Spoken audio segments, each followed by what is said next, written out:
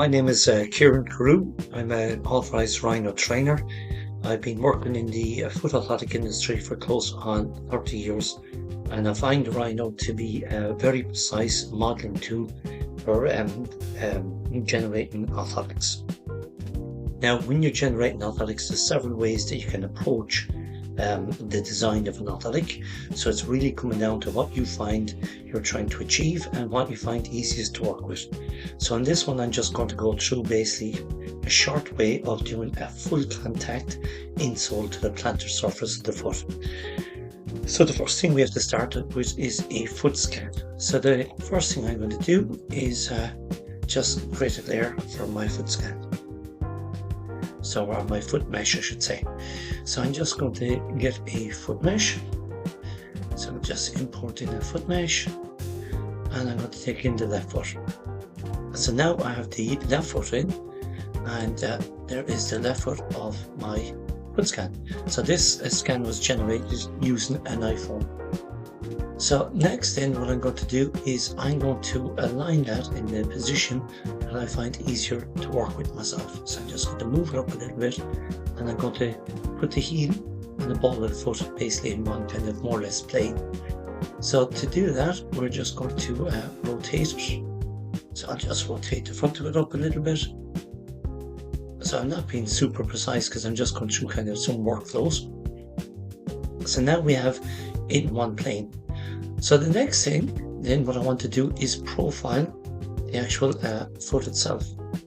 So I'm just going to generate some curves. Now when I generate the curves, I want the curves to run tightly around the actual foot itself. So to do that, first of all, what I need is I just need the plantar surface of the foot. I don't need the entire foot itself. So what I'm going to do is I'm going to split the actual mesh itself. So I'm just going to draw a little split line, and I'm going to put that, say, along the top. There we are. Next then, I want to put a split onto it.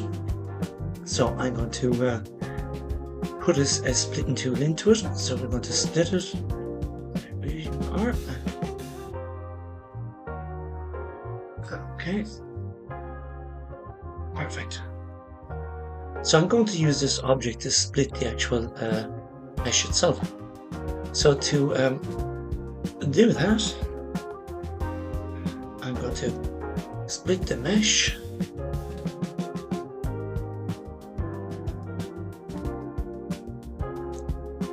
Okay, there we are. And then we're going to select the mesh. So the mesh is what I want to split. So we click on the mesh, the center, and then an object, which is this. Now, next thing when I have that done, I can get rid of the actual part that I don't need in the mesh. And we can get rid of that. And what that leaves me is the actual mesh that I want to work with. So next then, after I have that done, what I need to do then is I want to generate some curves, but I want to generate the curves tightly around the foot so they come up to the top rim. So to do that, we'll run our next command. There we are, and we'll turn on our side view, and then we'll select the object that we want the actual objects to run around, and I put a marker at the back and another marker at the front, and we press enter. Now what you notice is I have these lines or curves, but if I turn on the perspective view or world view, you'll notice they're encasing tightly to the foot. And this is one thing I love about Rhino, is it really gives you full contact if you want it. So next then we have our actual curves. So what I'm going to create next is a surface. So it just goes SRF, and we'll change the color, and we might do the surface and we'll do a golden color. Click OK. So what I want to do now is hide the foot. And when I hide the foot, you can see now I'm left with the actual profile curves that went around the actual foot itself. So what I can do then is if I look at the profile curves, I can see here where the toes were, there's a few bumps in that. So anywhere that I'm not happy with, now's the time that I'll smoothen these. So the first thing I'm going to do is look at how many points, control points, are within the curve. So if I look at it at the moment, it's selecting that we can have 6 or 8, so I might go to 6, and I can see what the transition is. So we'll just up it a little bit, maybe to 8, here we are, and that's much nicer, and I'll click OK. So next then we'll have a few bumps here, like this one here. I might remove the bumps, so I'll catch these bumps and just smooth them down a little bit. So I just take that down a little bit so it's a much smoother transition. And then we'll check the next one. Yeah, so one more, catch that one. And we'll bring that down a little bit. And its neighbour as well could do it. So we'll bring this one down. So as I said, I'm not being perfect, just giving you an idea of the actual workflow itself. So now we have a much smoother transition and we have the curvature for the arch. So next thing, I want to add a surface to this. So I have my surface on. So I'll come down to surface and I'll select the surface. So in this case, I'm just going to loft it. So we'll go loft and we'll click OK. And now we have a lofted surface over it. So what I'm going to do now is turn on the ghosted view so you can see that surface. So you can see we have a nice surface running around it. Now what you'll notice then is the back is open here because we had no actual curved lines.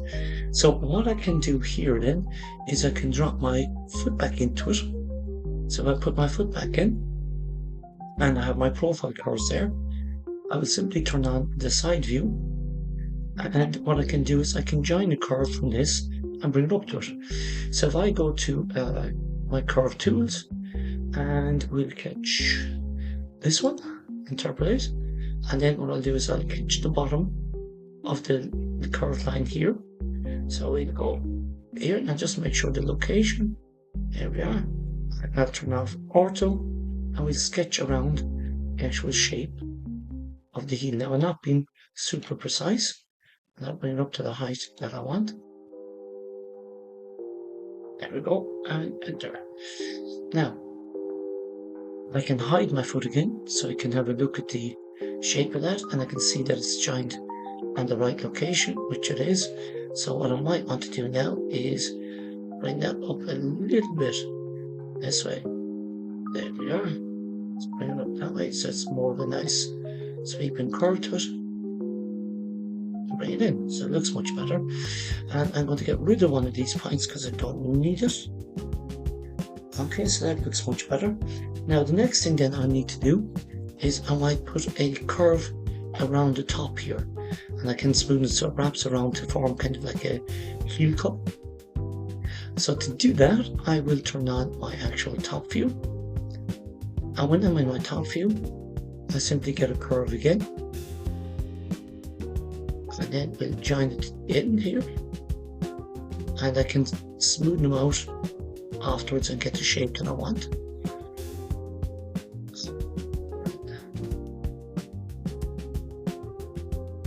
Perfect.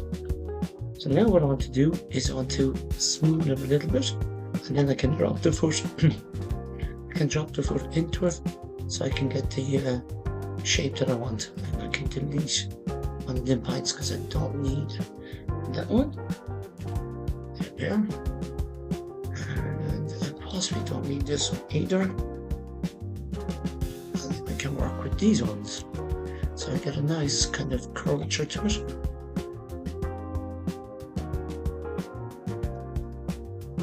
That one, and bring that a little bit so it's nice rounded. Now I'll have a quick look at it, and as I said, you can play around with this so you have it to your liking, and you can drop the foot into it so you can see then that you're entirely happy with what you got. So next then I'll try and add a surface to that. So we'll add a surface. So let me see what surface, because we have choice. We'll try this one.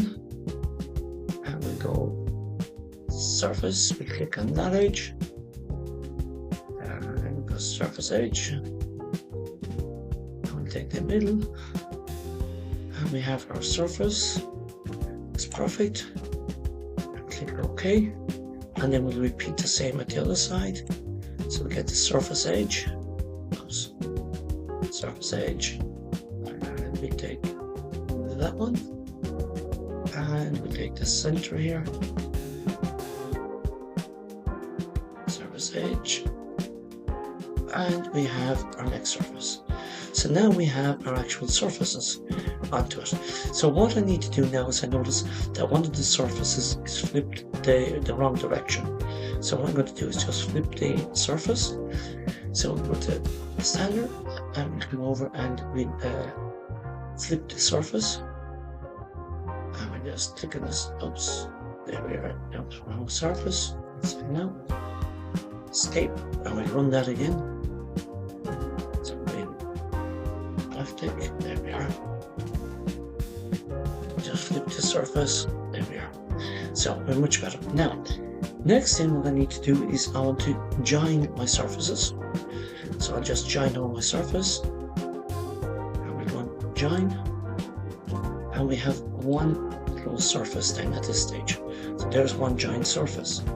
Now, after I have the surface done, I want to decide, is it a full length orthotic or what shape I want. So I'm going to do an orthotic that's going to cut off at met length.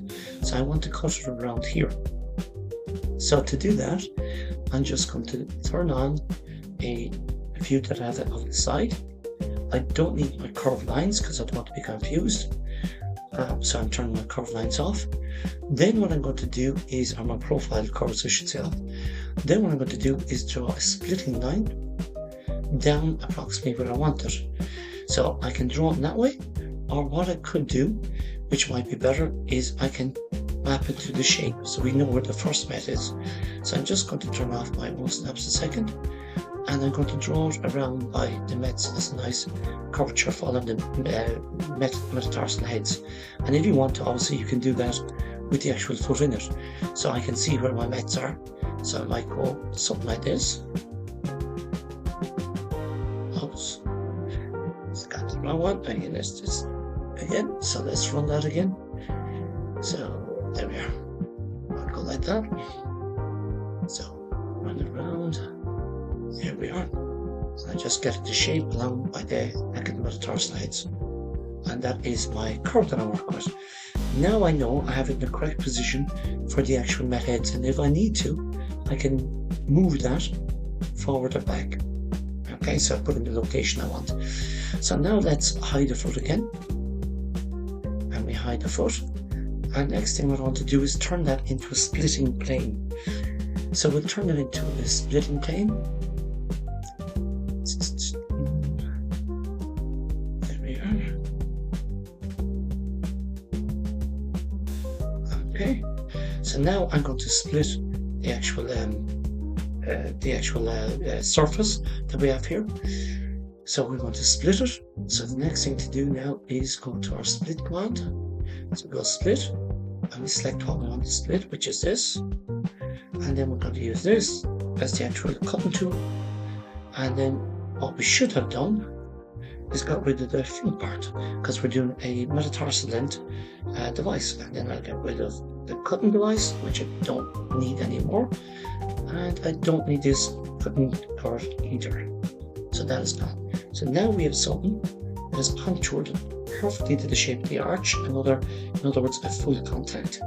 So now what I can do is I can set the thickness that I want. So in other words, if I was 3D printing it out with a polyprop or direct milling it, or what I want to do with it, and set the thickness and the strength by the thickness of the material. So I'm going to basically offset the surface now. Offset the surface. So we'll offset the surface, and then we'll set the surface, and I'm going to offset it by, say, 2 millimeters. There we are. So we're offset. So what you'll see then is like a double surface. Now, what you'll notice here at the front is that what we have would be a 2 millimeter step, and I don't want a step in the actual orthotic. So what I'm going to do is I pulled my top surface, my surface back a little bit further in the met ends, so it gave me room to put a taper into it. Now there's several ways you can taper this. You can fillet it, you can add a little taper to it. So there's different ways to do it. So I'm going to now extend the length of the bottom surface here that you see by maybe 1 millimeter, and then join the two of them together. So to do that, we need to go and basically look at the surface and extend the length of it. So I need to extend my surface. So we'll extend, and I'll select the surface I want to extend. So I'm going to set it by 1 mil. You can see it's already good to go. And now I've extended it by 1 mil, as you can see. So the next thing that I want to do is join the surfaces together. So to join the surface together, I have options again to do it. So I'm going to try this one. So select first surface, second edge of surface, and yeah, that is working absolutely perfect. So you can see then I have a slight taper. Now the more you extend the bottom surface, the more of the taper you get. And then we're going to do the same here, join the top one. Okay, that's that one done. And let's bring it around the back.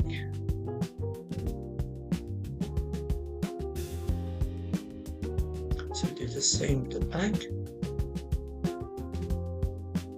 And the same with the other corner.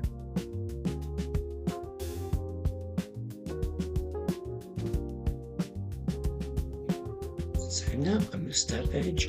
Go again, escape. So we're going to do again. So it's important that you select the right edges. There we are.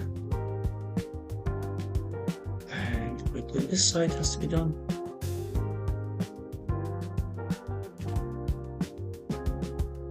And okay, so now we have the edges done. Now, what I want to do in the front here as well is, I don't like when there's too much of maybe a corner here. So what you can do is you can even smoothen that further. So you can chamfer it or you can fill it with. So what I'm going to do with it, just to give you an idea, is I'm going to actually do maybe a fillet to it. So I'm going to fillet the surface. So I select the first surface, select it, and select the second one. There we are. So let me see that. That's not what I want yet. So I need the edge.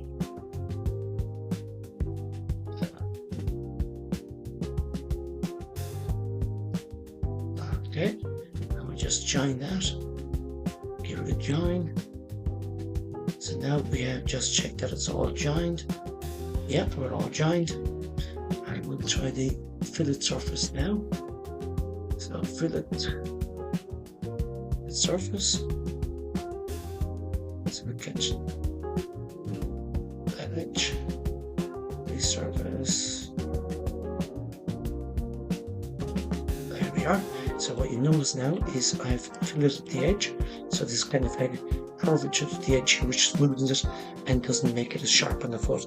And honestly, you can do that the entire way around the edge, and you can set it to what you want, whether you want 1 mil of the fillet or 2 mils. So in this case, for demo, I just used a 1 millimeter fillet. Now obviously what you can do as well, if you wish, you can add a stabilizing post to the bottom of this.